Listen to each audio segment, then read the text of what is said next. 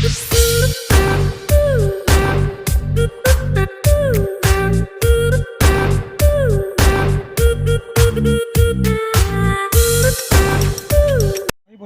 স্বাগতম জনাইছোঁ মোৰ চেনেলটোলৈ তথা মোৰ এই নতুন ভিডিঅ'টোলৈ। প্ৰথমে ক'ম, এই ভিডিঅ'টো মই কোনো তৰ্ক বিতৰ্ক কৰাৰ উদ্দেশ্যেৰে বনোৱা নাই, বৰঞ্চ ইয়াত দুটামান সজাগমূলক সকিয়নি দিব বিচৰা হৈছে। গতিকে বলক ভিডিঅ'টোলৈ আগবাঢ়ো। প্ৰত্যেককে এটা অনুৰোধ, যাতে ভিডিঅ'টো স্কিপ নকৰাকৈ সম্পূৰ্ণ চায়, আৰু যদি ভাল লাগে তেনেহ'লে লাইক, ছাবস্ক্ৰাইব আৰু ওচৰত থকা বেল আইকনটো ক্লিক কৰি থ'ব, যাতে মোৰ আগৰ ভিডিঅ'বিলাক আপোনালোকে নটিফিকেশ্যনত পায়।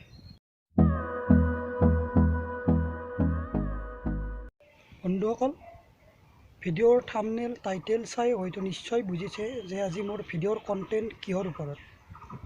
তথাপি আৰু এবাৰ কৈ দিছোঁ, আজিৰ এই ভিডিঅ'টোত মই আমাৰ অসমৰ দুজনমান গণ্যমান্য চিৰপৰিচিত ব্যক্তিৰ মন্তব্য আপোনালোকৰ ওচৰত প্ৰচাৰ কৰিব বিচাৰিছোঁ, যি এই আপোনাৰ বিপদৰ সময়তো মহানুভৱতাৰ কথাটো দূৰৰে কথা, কিন্তু এই বিপদৰ সময়তো নিজৰ আপোনাৰ চকী বা পলিটিক্সৰ লগত খেলা কৰি আছে।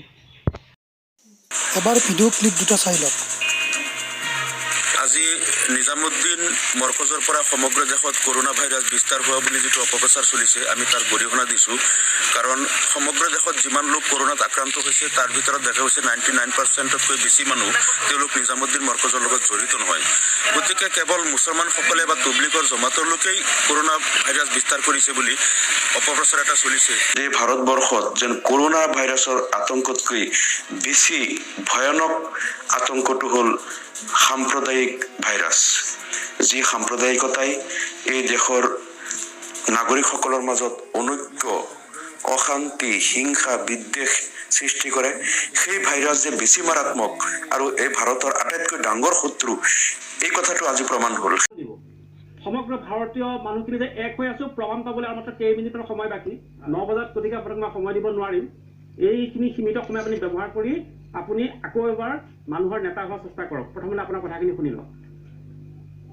তেওঁলোকৰ ৰিপৰ্ট কিয় পোৱা নাযাব, যে যিবিলাক ৰোগী নিগেটিভ বা পজিটিভ হৈছে লগে তেওঁলোকে ৰোগীৰ অভিভাৱকে ৰাইজে গম পাইছে, কিন্তু বৰ কৰাৰ ক্ষেত্ৰত এই বস্তু লুকাই ৰখাৰ কাৰণ কি? দুই তিনিজনৰ ক্ষেত্ৰত তেওঁলোকক ঘৰৰ পৰা উঠোৱা, তেওঁলোকৰ মেডিকেল টেষ্ট চেম্পল কালেকশ্যন, তেওঁলোকৰ ৰিপৰ্ট লগে লগে উইদাউট হেভিং ৰিপৰ্ট তেওঁলোকক পজিটিভ ডিক্লেয়াৰেশ্যন, এই ঘটনাখিনি মোৰ শুদ্ধ বুলি নাভাবোঁ।